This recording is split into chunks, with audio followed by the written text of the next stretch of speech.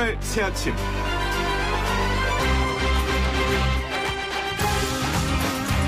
출발 새아침 가족 여러분, 주말 동안 골치 안 아프셨습니까? 우선 안산에 있는 한 유치원에서 시작된 집단 식중독으로 114명이 고통받는 가운데 입원 중인 아동 16명, 이른바 햄버거병이 의심되고 있습니다. 그중에 4명은 투석 치료를 받고 있죠. 원장에 대한 형사고소도 진행 중이라고 합니다. 국회 개원이 한 달이 넘었습니다만 21대 원 구성을 놓고 여야는 아직도 대치 중이죠. 일하는 국회 어찌 된 건지 궁금합니다. 이런 가운데 야당 비대위원장의 이른바 대선 주자는 백종원 같은 사람이라는 발언 때문에 그야말로 시끄럽기가 이루 말할 수가 없을 지경입니다. 검찰총장과 법무장 간의 기싸움은 이제부터 시작인 것 같고요. 또 있습니다. 정규직 비정규직 논란으로 2030 을들의 싸움이 한창인 가운데 정치권이 이를 정쟁화하는 모습, 불성 산악기까지 한데요. 1987년 오늘은 역사적인 6.29 선언이 있었던 날이죠. 대한민국의 민주주의 역사가 새로 쓰인 의미 깊고 기쁜 날이었습니다만은, 그런데 말입니다. 2020년 6월 19일은 그렇게 기쁘기만 한 건 아닌 것 같습니다. 따뜻하고 상식적인 보통 사람들이 즐겨 듣는 YTN 라디오 노영의 출발 새 아침, 지금부터 시작합니다.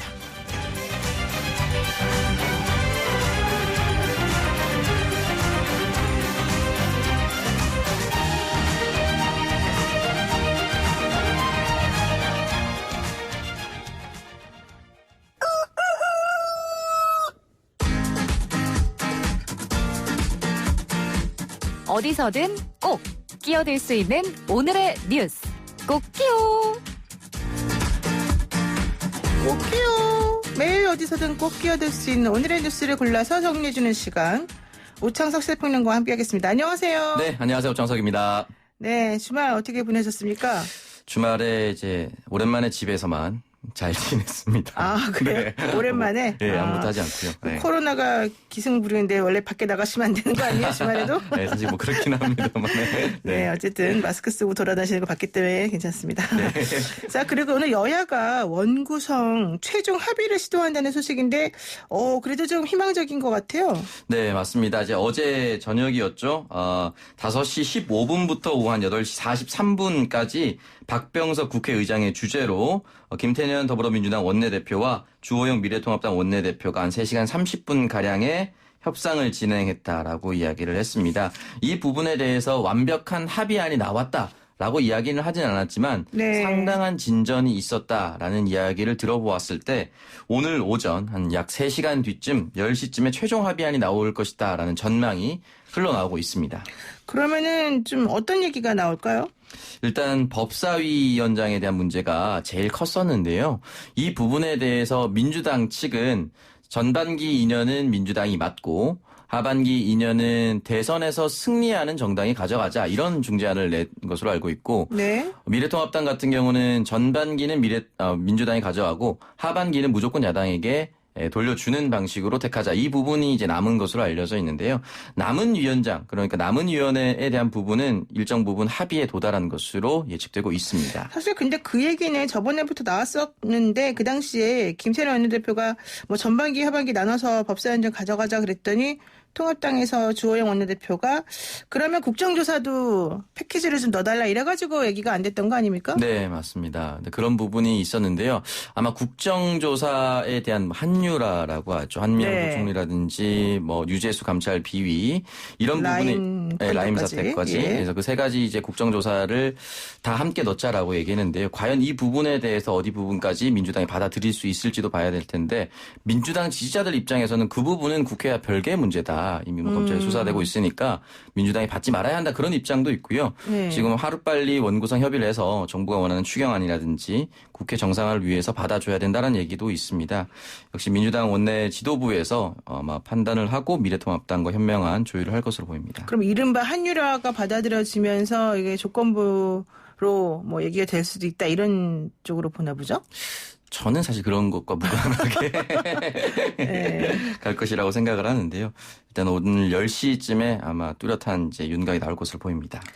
네, 어쨌든 뭐 의총도 있을 것이고 여러 가지로 오늘이 좀 큰 고비가 뭐 매번 고비라 그래서 제가 좀 민망합니다만은 큰 고비가 될 것 같은데요. 네. 원 구성이 된다 하더라도 7월 공수처 출범을 앞두고 또 서로 간에 조금 이견이 많아서 어떻게 될지 모르는 거다 이런 얘기도 나오더라고요. 네, 일단은 원구성이 끝난다 하더라도 일단 현 정부 특히나 이제 민주정권에서 수건사업이라고 할 수 있는 고위공직자 범죄수사처에 대한 설치 이 문제가 7월까지 하겠다라고 이제 합의를 본 부분이 있어서 그렇죠. 문재인 대통령도 이제 7월까지는 공수처장 후보에 대해서 좀 도움을 달라라고 이제 박병석 의장에게 공문을 보낸 것으로 알려져 있습니다. 이 부분에 대해서 원구성이 끝난다 하더라도 또 한 번 여야가 격렬하게 대립할 수밖에 없는 상황이 됐습니다. 이 공수처장을 어떻게 후보로 등록시킬 것인지 그리고 공수처 후보 추천위원회도 어떻게 꾸릴 것인지 이 부분이 남아있기 때문에요. 아마 원구성이 원만하게 끝난다 하더라도 곧바로 여야는 이 공수처를 둘러싼 정쟁을 시작할 것으로 보입니다. 지금 공수처 관련해서는 뭐 모법이라 그래야 되나요? 이 법은 통과가 됐지만 나머지 법들이 사실 아무것도 안 되어 있어서 네. 이게 돼야지만 또 나머지 것들이 절차가 진행되는 거 아니에요? 네, 맞습니다. 이 부분에 대해서 이제 규칙안을 두고 신경전을 벌일 수가 있는데요. 더불어민주당의 백혜련 의원이 발의한 이 후보 추천위원회 운영 규칙안은 요청 기한까지 위원 추천이 없으면 국회의장은 교섭단체를 지정해서 위원 추천을 요청할 수 있다. 라고 이야기를 남겼고 이 부분에 대해서 통합당은 야당목 위원 2명까지 민주당에서 가져가겠다는 야당의 비토권까지 무력화하려는 의도다라고 하면서 비판하고 있고 자체적인 규칙안을 마련하겠다 이런 이야기를 남겼습니다. 그러면은 이 규칙안 누구의 규칙안이 더 뭐 타당하게 잘 될 것이냐 이것 따라 좀 달라질 수도 있겠네요. 왜냐하면 지금 현재 공수처장 후보 추천위원회가 있지만은 야당 두 명 중에 한 명이 이거를 또 비토권을 행사하게 되면 절대 안 되는 거잖아요. 네, 맞습니다. 그렇기 때문에 일단은 미래통합당에서도 아마 뚜렷한 이 규칙안을 내놓을 것으로 보이는데 일단 유상범 의원이 같은 당 의원 42명을 대표해서 발의를 했다라고 합니다. 그래서 의석수에 따라서 야당목 위원 2명을 추천하도록 규정을 했는데요. 여기에 대해서 이제 민주당과 다시 협상에 나선 모습을 보여야 할 것으로 보입니다. 문 대통령이 사실은 그 공수처장 후보 추천을 요청하지 않았습니까? 네. 이게 어떻게 된 거죠? 일단 문재인 대통령 같은 경우는 7월에 예정대로 이제 진행이 됐으면 좋겠다라고 이야기를 남겼는데요. 네. 아마 추천을 해달라는 것 자체가 빨리 추천할 수 있는 이 위원회를 구성하고 여야의 합의, 국회의 합의, 어차피 국회가 통과시켜야지 이 공수처가 출범할 수 있지 않겠습니까? 이 부분에 대해서 독려의 메시지라고 볼 수가 있는데요. 이 부분에 대해서 민주당은 이제 받아들이는 입장이고요. 당연히 같이 이제 정책을 내놨으니까요. 미래통합당 같은 경우는 김기현 의원이 이 부분에 대해서 대통령이 얘기하는 것 자체가 거의 행정명령에 다름없는 것이 아니냐, 압박이다. 라고 좀 불편한 기색을 드러내기도 했습니다. 그러니까 대통령이 공수처장 얘기를 하는 것 자체가 좀 아직 원구성도 안 돼 있는데 네. 이걸 압박하면서 오히려 우리를 힘들게 만드는 거다 이런 얘기인 건데 이게 정말 앞으로 제가 봤을 때는 보통 일이 아닐 것 같아서 좀 걱정이 되기도 하네요. 네. 자, 그리고요. 또 정부가 사회적 거리두기를 3단계로 구분한다고요? 네, 맞습니다. 지금 정부가 사회적 거리두기 명칭을 이제 통일하고요. 3단계로 구분해서 시행하기로 했습니다. 일단 1단계는 소규모 유행, 2단계는 지역사회 확산, 3단계는 대규모 유행의 순서다라고 이야기를 밝혔는데요. 이 부분에 대해서 1단계는 의료체계가 감당 가능한 수준 이하에서 소규모 산발적 유행이 확산과 완화를 반복하는 상황을 뜻하고요. 2단계는 통상적인 의료체계가 감당 가능한 수준을 넘어서 지역사회에서 지속 확산하는 단계, 3단계는 지역사회에서 다수 집단 감염이 발생하면서 급속도로 확산한 대규모 유행 시기다라고 이야기를 남겼습니다. 지금 그 전 세계적으로 이 변종이라 그래야 되나요? 네. 이 코로나 바이러스가 기본적인 원래 있었던 것하고 좀 변형되어서 다시 또 발병한다. 이래가지고 거리두기에 대해서 조금 다들 다른 방식으로 이행을 하고 있는 것 같더라고요. 네. 이 부분에 대해서 그 흔히 말하는 어린이 괴질이라든지 네. 이런 단어들이 많이 등장하지 않았습니까? 네. 아무래도 전 세계적으로 이 코로나19 사태가 급속도로 번지면서 비슷한 발열 증상이라든지 이런 부분이 있었을 때마다 정확하게 병명이 확인되지 않은 상태도 퍼지는 경우도 굉장히 많았습니다. 그렇기 때문에 이 부분에 대해서도 사실은 방역당국이 빠르게 찾아내려고 하고 있는 상황인데요. 실질적으로 어린이 괴질이나 이런 부분은 사실 다 허위 소문이었던 경우도 많았기 때문에 방역당국이 그 부분과 코로나19를 지금 정확하게 분리하는 작업도 잘 해낼 것이라고 생각합니다. 또 요즘 나오는 뉴스 보니까는 코로나가 다시 급격히 재확산되기도 하지만 네. 오히려 또 사망률은 또 급격히 감소하는 그 모양을 보여서 이제 생활 속에 자리 잡고 있는 거 아니냐 뭐 이런 얘기까지 하던데 지금 또 이 부분 관련해 가지고 바이러스를 잡을 수 있는 백신이 나와야 봐야지 또 이게 될 수 있는 거군요. 네, 최종적으로 이제 백신이 나와야 할 것 같고요. 지금 일단 선제적 대응에 나선 지자체들도 있습니다. 이 충남대학병원 같은 경우는 입원 환자가 이틀 전에 와서 미리 발열 체크를 해서 코로나 확진 검사를 받아야만 입원할 수 있도록, 그러니까 병원 내에서 재확산을 막는 선제적 조치를 하고 있습니다. 이런 부분에 대해서도. 네. 예. 그런데 그 신규 확진이나 뭐 깜깜이 환자 비율 같은 거를 평가하는 그런 방식이 있습니까? 네, 일단 이 부분에 대해서 지역 환자 중심으로 1단계는 50명 미만, 네. 2단계는 50명에서 100명 미만, 3단계는 100명에서 200명 이상 정도로 분류를 하고 있습니다. 그러니까 이게 일일 확진자를 말하는 건가요? 네, 일주일 2회 이상 일일 확진자, 아. 배 이상 증가 뭐 이런 네네. 포함을 해서 일일 확진자 기준입니다. 그러면은 이렇게 됐을 때 그다음에 어떻게 된다는 거예요? 이 부분에 대해서 이제 단계를 격상시켜서 방역 당국이 조금 더 관리를 하겠다 이런 이제 의미로 받아들일 수가 있습니다.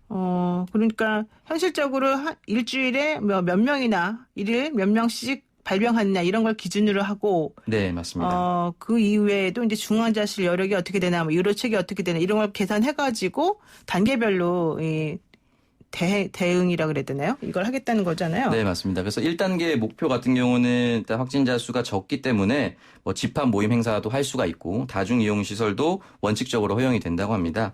근데 2단계 같은 경우는 이 집합 모임 행사가 금지되고 공공시설은 원칙적으로 운영이 중단된다고 합니다. 3단계 같은 경우는 모든 집합 모임 행사가 금지되고 모든 학교와 유치원 등은 원격 수업으로 전환하거나 휴원한다라고 조치를 단계별로 방역당국이 발표를 했습니다. 그러니까 단계가 높을수록 네. 더 안 좋은 거네요. 그렇습니다. 언제쯤 이게 다 정리가 될지 참 걱정이네요. 네, 맞습니다. 오늘 말씀 여기까지 듣겠습니다. 고맙습니다. 네, 감사합니다. 네, 지금까지 오창석 평론가와 함께했습니다. 어서 와. 국회는 처음이지?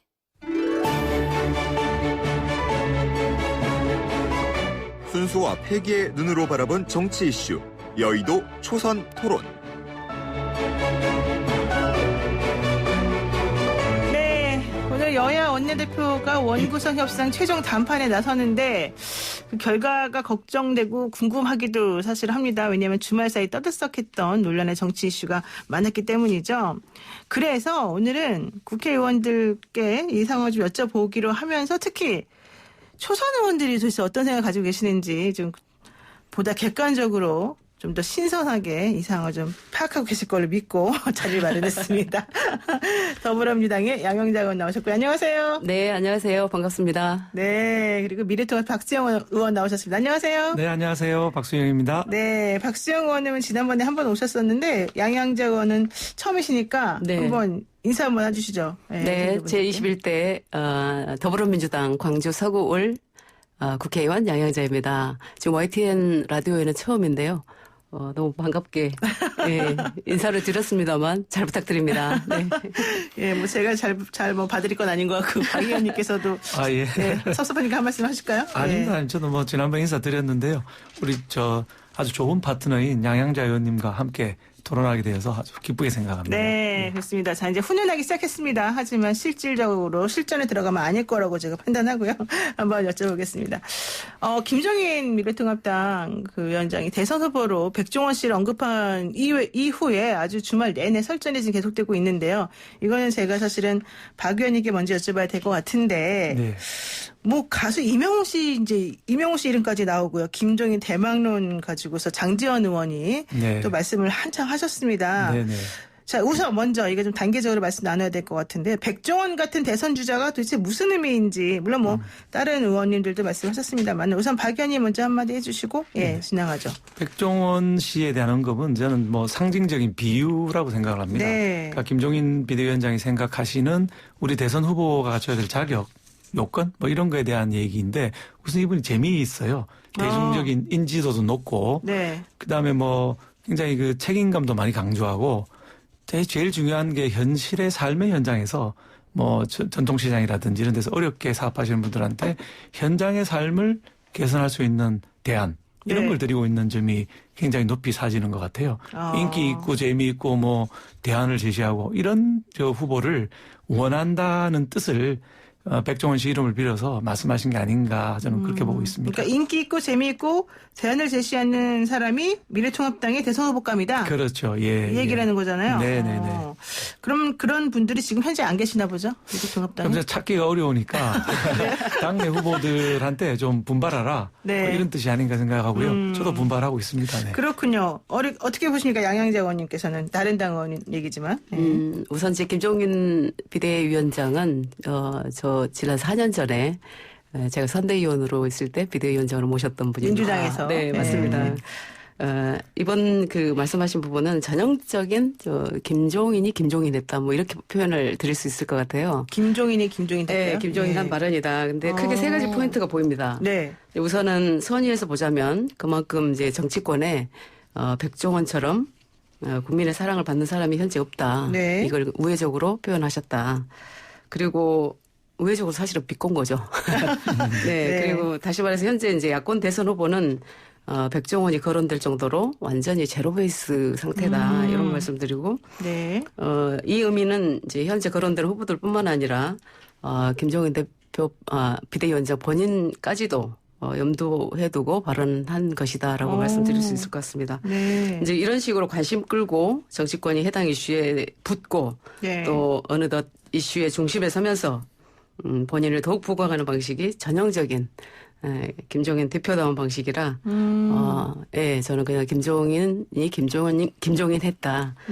이런 표현을 드릴 수 있을 것 같습니다. 네, 김종인이 김종인했다. 이런 말 제가 처음 들어보는데 하나 듣다 보니까 좀 궁금한 게 있습니다. 4년 전에 그 선대위원에 계실 때 김종인 현재 그 야당의 비대위원장께서 민주당에서 이제 또 선거를 지인도 지휘하셨지 네, 않습니까? 맞습니다. 네. 그때 당시에는 뭐 대선 후보 관련해서 이런 얘기는 전혀 나오신 게 없어요. 그냥 문재인 대통령 후보, 물론 당신은 후보였었습니다만은 그분에 대한 그분은 괜찮다, 대선 후보감이다 이렇게 말씀하셨던가요? 김종인 그런 의원님? 말씀을 안 하셨고요. 우선 그 총선에서 비대위원장을 맡으셨고 그 다음에 이제 대선이 치러졌기 때문에 네.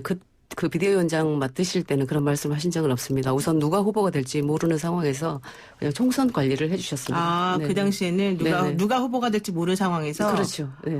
그러니까 더더군다나 어떤 사람이 돼야 된다 이런 얘기는 사석에서라도 한 적이 없으시죠? 네, 사석에서도 하신 적을 저는 들어본 적이 없습니다. 네. 그런데 이렇게 미래통합당에서 하시네요, 사석에서. 예.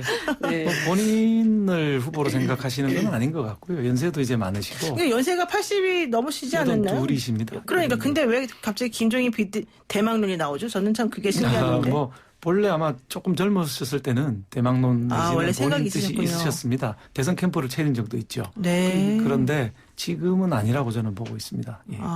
그러면 왜 이런 얘기가 자꾸 나올까요? 김종인 대망론 얘기는 장제원 의원도 사실 말씀을 언급을 하신 걸로 알고 있는데. 예, 옆에 분들이 많은 얘기를 하고 계신데 과거의 김종인 비대위원장을 생각하시는 게 아닌가 이런 생각이 듭니다. 전 요즘 행보하시는 게 상당히 차이가 많이 나거든요. 네. 차차 말씀드리겠지만은. 네.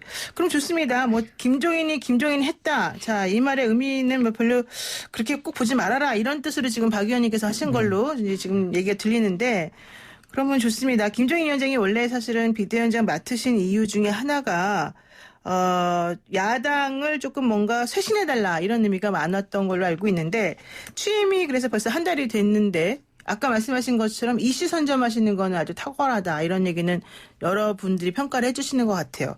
그런데 그래서 이슈는 선점했는데 실제 어떤 방식으로 당을 쇄신하고 있느냐 또 그 쇄신하려고 하는 방향에 어느 정도 야당의 그 같은 당 소속 사람들이 어느 정도나 다 좋습니다라고 하느냐 이건 또 아니지 않느냐 이런 얘기 나오거든요. 예.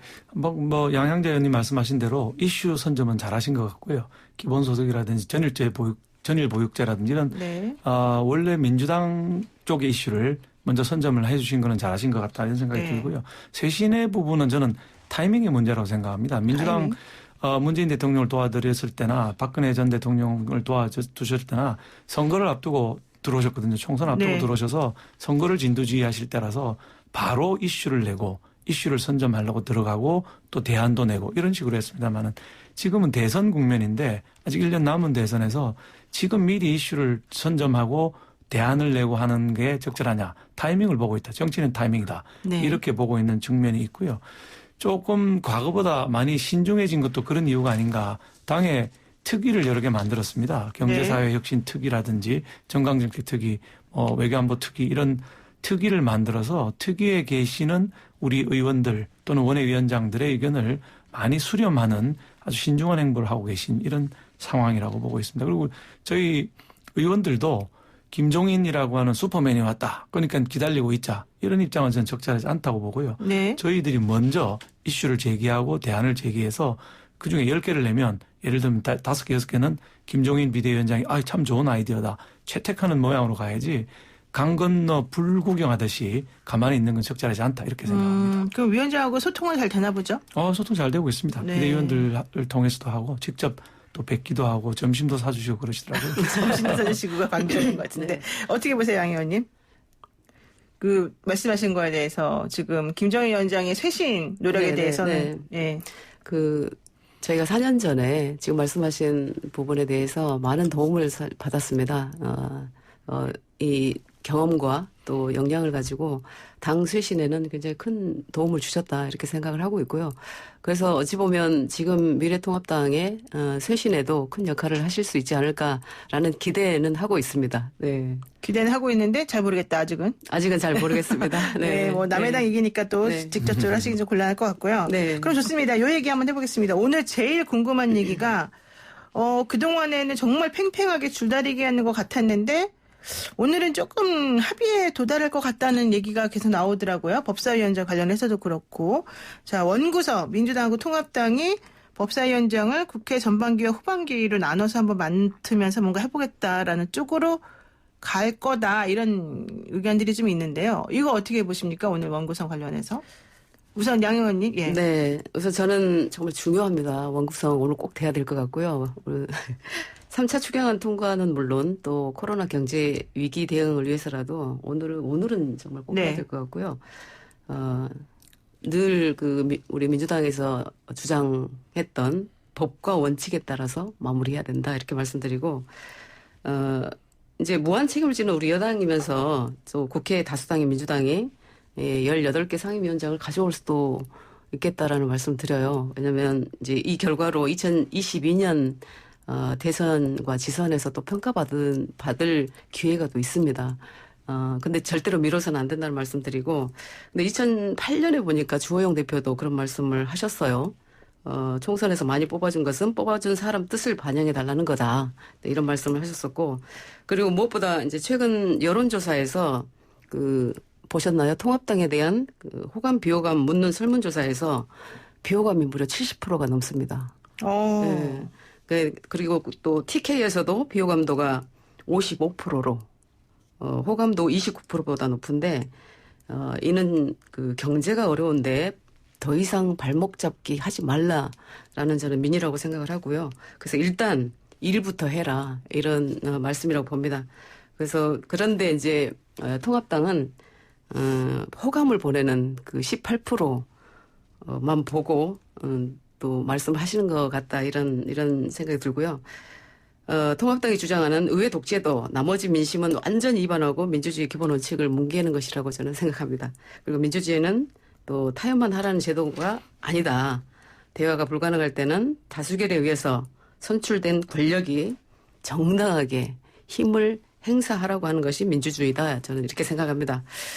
그래서 지금의 또 이 미래통합당의 몽리는 사실상 총선에서의 패배를 아직까지도 인정하지 않고 계시다.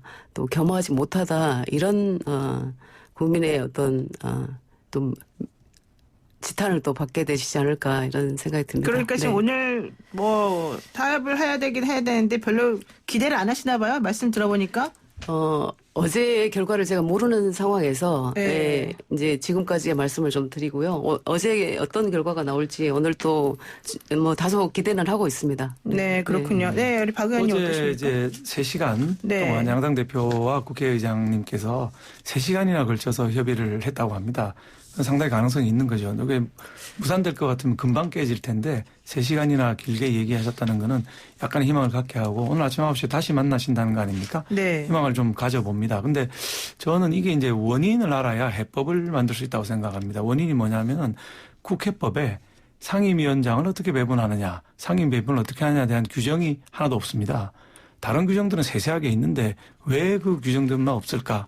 법률에 그 규정이 없을 때는 어떻게 해야 될까? 한번 생각해 보면은 2가지 방법이 있겠죠. 하나는 여야 간에 합의를 해서 협의를 네. 해서 진행하라는 뜻이 법의 정신일 수가 있고요. 하나는 다수당이 다 가져가라 이런 뜻일 수도 있는데 전자라고 해석한 것이 그동안에 우리 국회의 관행이고 그래서 전통적으로 계속 양당 간에 협의를 해서 상임위원장 배분을 해왔던 것이죠. 네. 근데 그 전통이 이번에 깨지고 있는 것입니다. 그래서 법의 정신 아까 양양자 의원님께서 법과 원칙으로 돌아가야 된다고 했는데 법과 원칙으로 돌아가면 국회법의 정신으로 돌아가서 협의를 했어야 마땅한데 그게 깨진 게 안타깝다 이런 얘기고요. 오늘은 뭔가 좀 진척이 있을 거다. 아까 맹커님께서 말씀하신 대로 2년씩 나눈다든지 하는 이런 식의 대안이 나올 걸로 저는 예상을 하고 있습니다.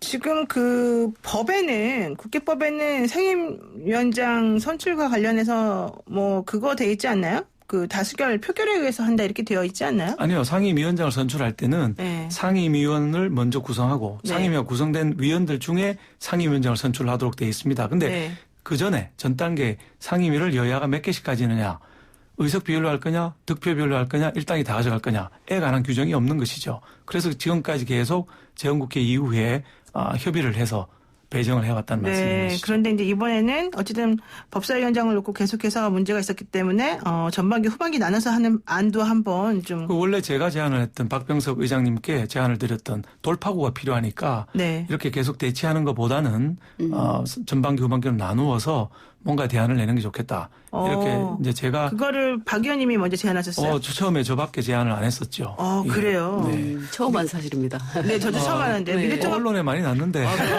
좀 많이 읽어봐 주시는군요. 제 기사도 좀 봐주십시오. 네, 김태년 원내대표가 사실은 주호영 원내대표 만났을 때 그 얘기를 그 박 의장님께 했다라고 하면서 또 그거 가지고 논의를 했다는 얘기는 들었었는데요. 그래서 그 당시에 미래통합당에서 그러면은 한유라라고 해서 국정조사도 같이 한번 패키지를 넣어달라라고 했던 얘기가 있었는데 그건 아닌가요? 이건 아니고요. 예, 네. 그건 아니고 이 문제로 계속 협의를 했는데 그동안은 사실은 박병석 의장님께서 저는 대안을 내야 되는데 대안을 구체적으로 안 냈었죠.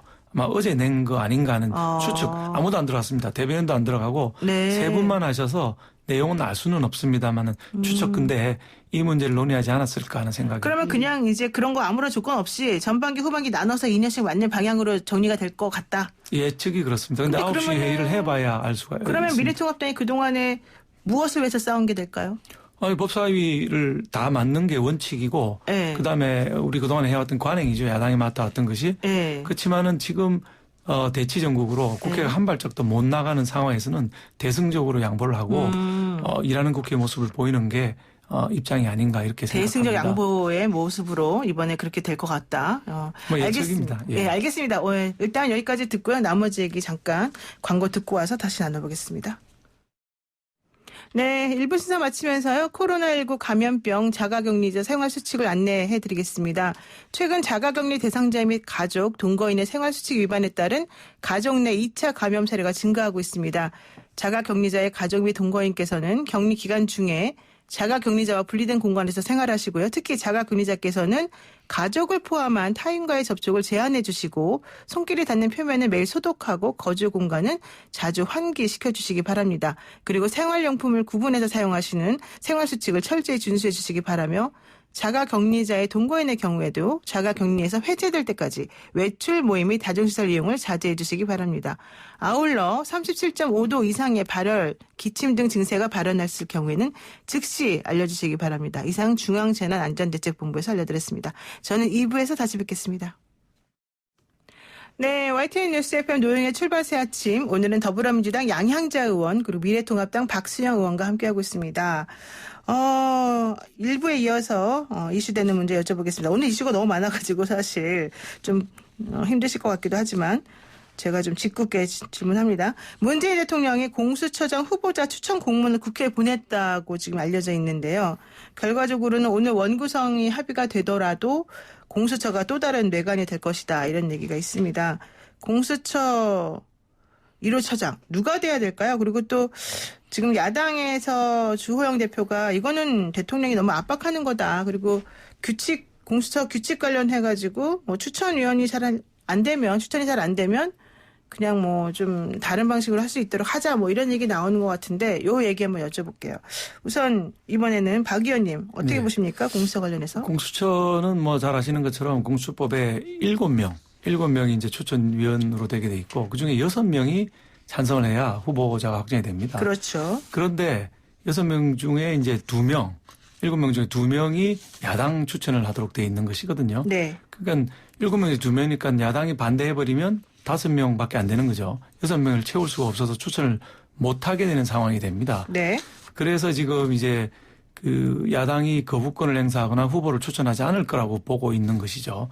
근데 지금 문제는 법에 그렇게 되어 있는 걸 우회하기 위해서 규칙안 개정안을 내놨습니다. 공수처법 네. 규칙안. 그게 방금 말씀하신 대로 근데 지금 교섭단체가 둘이 있는데 야당인 우리 당에서 추천을 하지 않으면은 다시 다른 교섭단체로 줄 수 있다. 다시 말해서 여당이 7명을 전부 추천하겠다.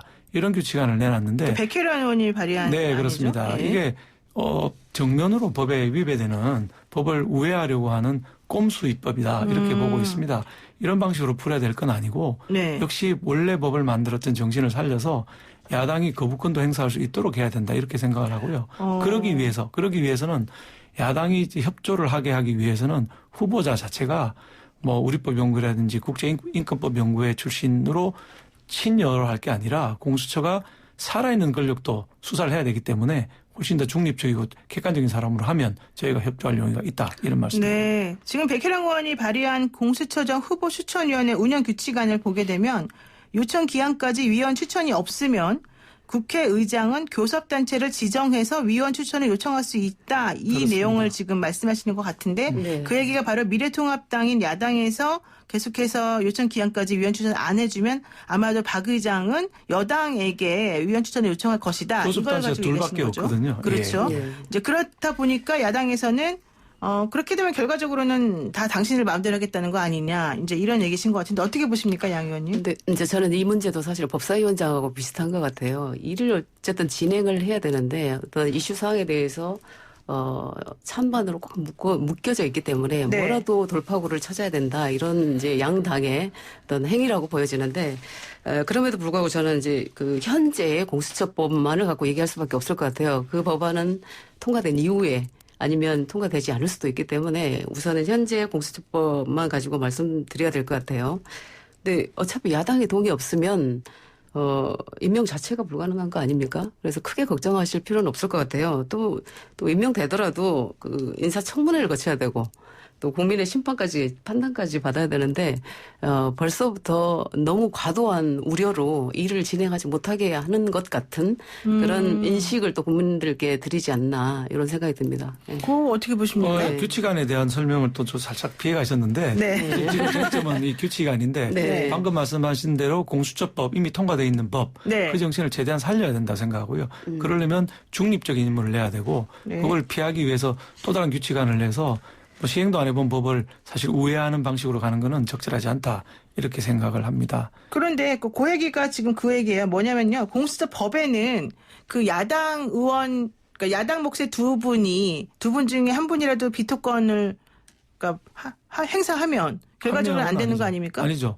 2명이 다 해야지. 6명 돼야 되니까. 그러니까 예. 두 명 중에 한 명이라도 그러니까 난 이거 찬성 안 한다 그러면 이게 통과가 안 되는 거잖아요. 그 공수처장이 아니죠. 안 되는 거잖아요. 7명 중에 6명이니까 네. 한 명은 거부를 해도 네. 상관이 없다. 상관이 없는 거죠. 둘 다 거부를 해야 통과 안 되는 것이죠. 근데 지금 여기서는 지금 교섭단체는 사실 지금 여당하고 야당 둘밖에 없는 없죠. 거고. 예. 그렇게 되면은 규칙으로서 결과론적으로는 법을 개정하는 효과가 있어지는 것이죠. 그러면 좀 문제가 있는 것이죠. 근데 규칙하고 법하고는 원래 이게 구조가 좀 다른데. 공수처 규칙은 법률하고 같은 아, 그래요? 그런 게 있어요? 아니, 그러니까 이게 이제 규칙 또 쟁점이 많은데 네. 사실은 대법원 규칙, 이거 법률하고 같은 등급이거든요. 근데 공수처는 헌법에 규정되어 있는 게 아니기 때문에 네. 사실 규칙 제정권이 있느냐 자체도 쟁점이 되고 있습니다만은 일단 백혜련은 가능하다고 보고 지금 규칙안 개정안을 내놓고 있는 상황이죠. 네. 양 의원님 여기 대해서 하실 말씀 없으세요?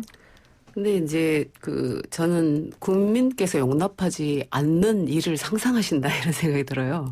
예, 그런 일이 비합리적으로 이루어지지 않을 거라는 확신이 있고 또 이게 국회에서 추천하고 또 국회에서 인천까지 이루어지는 유일한 어떤 고위공직자지 않습니까?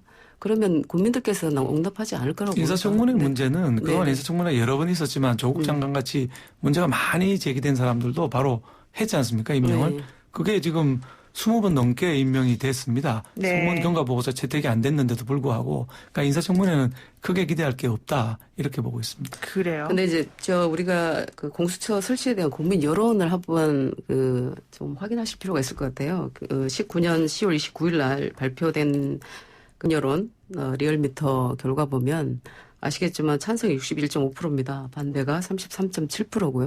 그래서 그만큼 국민의 여론도 공수처 설치에 대한 여론은 뜨겁다 이렇게 말씀드릴 수 있을 것 같습니다. 물론 뭐 설치 네네. 여론 높은 거는 저도 네. 알고 있습니다만 네. 두 가지 문제가 있죠. 여론이 높다고 해서 법률을 우회해서 가는 게 맞느냐 법치주의 국가에서 그게 지금 제가 말씀드리는 것이고요.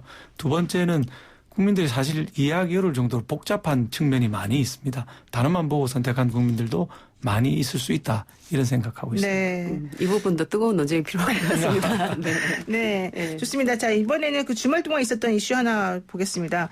그 삼성 합병 승계 의혹 관련해서 지금 이재용 삼성전자 부회장이 계속해서 수사를 받아오고 있었지 않습니까? 뭐 검찰에서는 영장까지 청구한 상황이었었는데 물론 기각이 됐습니다만은 그래서 대검찰청 검찰수사심의위원회가 여기에 대해서 이제 지난 주에 결정을 내렸죠.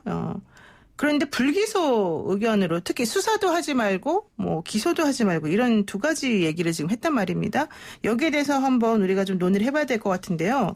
양향자 의원께서는 상고 출신이면서 연구원 보조로 사회생활을 시작해서 삼성전자 반도체 메모리 사업부 상무까지 하신 분이란 말이에요. 그래서 삼성에 대한 의견이 조금 일반 민주당 의원하고 좀 다른 게 아닌가 생각이 듭니다. 왜냐하면 주말에 나온 의견을 보면은 민주당의 노웅래 의원이나 박용진 의원 같은 경우는 이러한 수사심의위원회 권고에 대해서 좀 이상하다. 결국 봐주자는 거 아니냐 이런 취지를 말씀을 했지만 양향자 의원께서는 수사심의위원회의 판단도 존중돼야 된다.